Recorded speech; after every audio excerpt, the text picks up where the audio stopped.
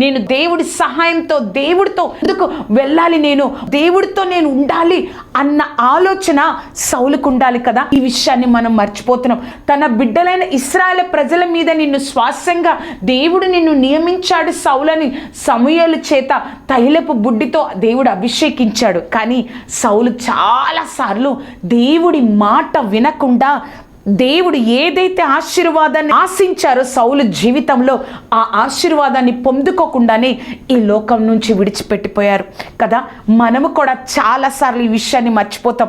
నువ్వు నేను దేవుణ్ణి తెలుసుకున్న తర్వాత, రక్షణ పొందుకున్న తర్వాత, దేవుళ్ళో కొనసాగుతున్నప్పుడు నువ్వు నేను ఒక విషయాన్ని మర్చిపోకూడదు. నీ జీవితం నా జీవితం దేవుడి చిత్తంలో ఉంది. నీ ఇష్టం వచ్చినట్లుగా సలహాలు, ఇష్టం వచ్చినట్లుగా ఈ లోకంలో జీవించకూడదు అన్న జ్ఞానము మనకు ఉండాలండి.